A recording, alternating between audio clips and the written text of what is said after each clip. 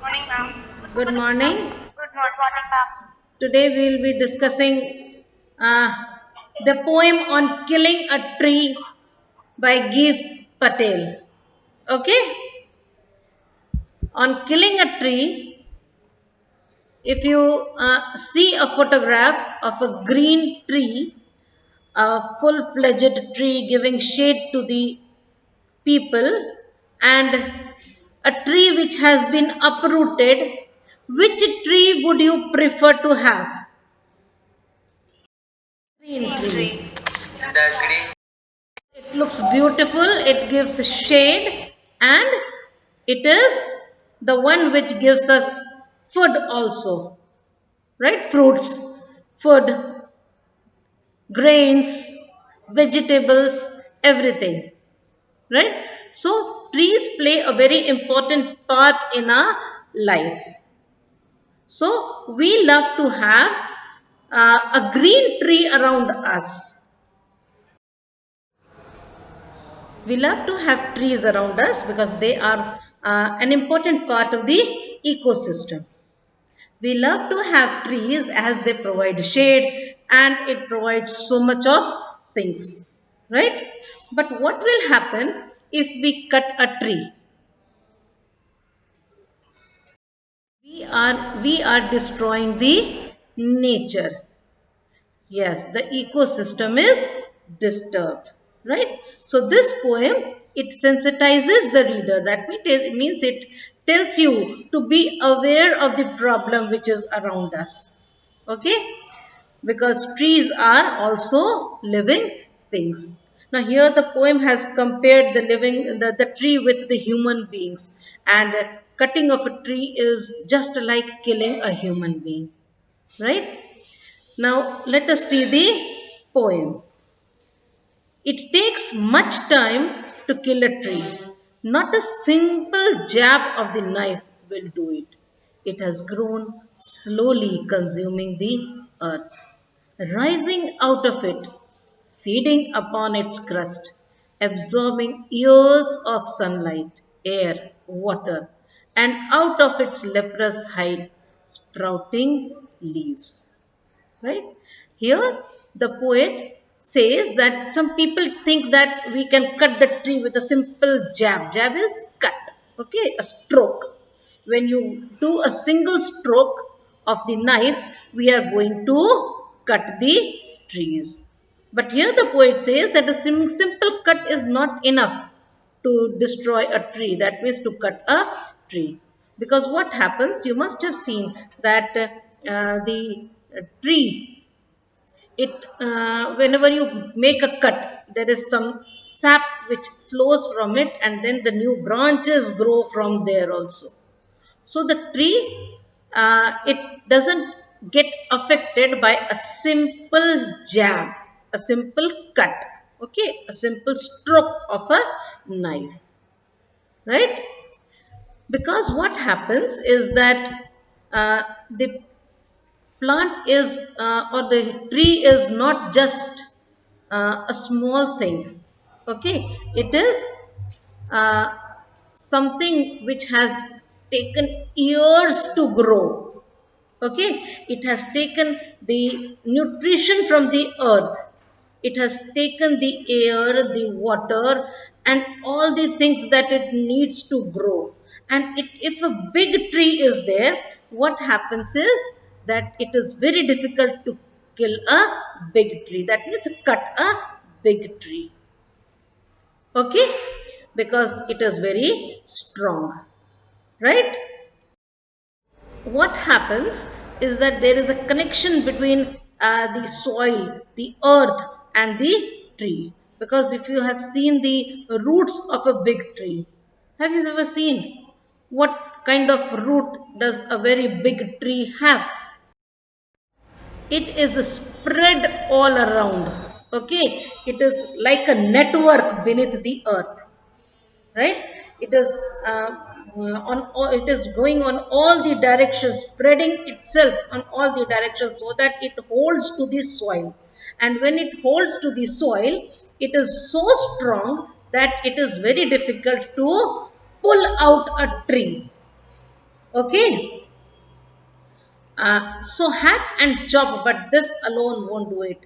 Not so much pain will do it. The bleeding bark will heal, and from close to the ground will rise curled green twigs, miniature boughs, which, if unchecked, which will expand again to former size. Now, what the poet says here is hack and chop. Okay, cut and chop. Strike with full force and chop this, and what will happen? If you see the picture, there are some sap which is flowing. Okay, what happens is there are miniature boughs. Bough is the big shade of the tree, the big branches of the tree. Okay, you see the miniature branches growing from this. Okay, so small branches will go on if you cut the tree, if you don't uproot it. Okay, if you don't remove it from the root, if you just cut it, there are miniature trees, miniature boughs, okay, which is growing from these, from the stump that is remaining. Okay, so even after cutting and chopping of the tree, it is not sufficient enough to completely destroy the tree. Okay, the sap which comes out, which is compared to the human bleeding, and gradually with time it would heal up, and the new branches start growing, emerging from there again. Right? Now, if you see the branches growing again, that means the tree itself has the healing power. Okay, it has the ability to regrow, to recover from the cut and then grow again. So, what the poet says that this is not enough.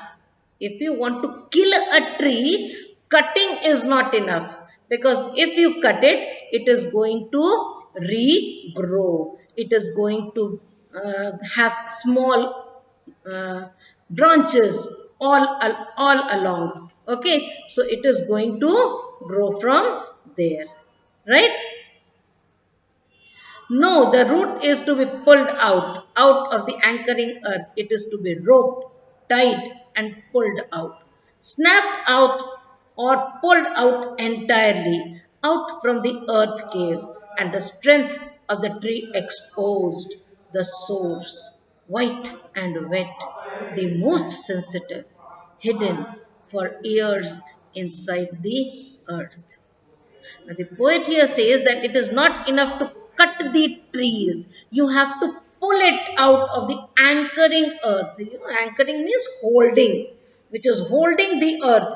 You have to take it out. And if you have seen the people uprooting the trees, you must have seen that they tie the tree with a rope. Okay, and then they try to pull it out of the ground so that it is snapped out. That means cut. It is broken. Snapped is broken out and pulled out entirely from the earth cave. That means earth cave is the earth in which it has been growing from. Right? And then the poet says that the most beautiful part of the tree, the most, you can say, the strongest part of the tree comes out of the root, which has not been seen by us for many years. Okay, and that part is the root. Okay, it is white and wet because it is still having that moisture that it is taking from the earth, and that moisture makes it grow. So when we take it out, it is still wet. It is still have holding some soil. Okay, and it is the most sensitive part of the tree. So what we have to do is, the most important thing is that we have to take out the root if we want to kill the tree. Okay. Then the matter of scorching and choking in sun and air, browning, hardening, twisting, withering, and then it is done. Now here the poet says that what we have to do is, ultimate step of killing the tree is take out the tree, put it in the sun. Okay, and the sun, what it would do, it would not let it breathe, choking. Okay, choking, not let it breathe, because the root is not in the ground now. Okay, the root is outside and it is not allowed to breathe. If there is no connection, it is not allowed to breathe. Okay, and then the color of the skin of the tree changes, it turns to brown, it is hard, and then it starts twisting. Okay, so you can see how twisted the branches become. Okay, and then it is very hard, and then the final step in killing the tree, that is, the tree is now dead. Okay, so to kill the tree, what we have to do is we have to take it out, snap the relation between the earth and the tree, expose the root of the tree to the sun so that it does not um, take the water from the ground and pass it on to the branches, to the leaves, to produce food. Right, so when we snap all the relations with the earth, it is killed. Right, okay, so killed here means killing of a tree. The title of the poem is Killing of a Tree. We are killing the tree, we are not uprooting it, we are killing the tree. Just as human beings have life, the tree also has life, and when the tree has life, when we uproot it, it is very much similar to killing of the tree. Okay, so what we see here, some important points like the words which are suggestive of the tree's life and activity, like grown slowly consuming the earth, or arising out of it, or leading upon its crust, feeding upon its crust, absorbing years of sunlight, air, water, and sprouting leaves. The another important point is anchoring earth. Okay, which means the earth protects the tree by holding it firmly by its root. Just like the anchor, the tree is on all sides of the earth and it is stuck to the earth. And when it is stuck, it is called anchoring, like not leaving it. Okay. The next point is earth cave, which refers to the deep area under the ground that holds the roots and keeps the tree standing tall and protects it from adversities such as heavy rainfall or storm. It also nourishes the tree by providing it all the essential ingredients. So, earth cave. Cave here refers to a very large area of the earth where the tree has been anchoring. Okay. Some literary devices which have been used here. First of all, there is no rhyme scheme of the poem. It's a string of thought that the poet has put into words. Right?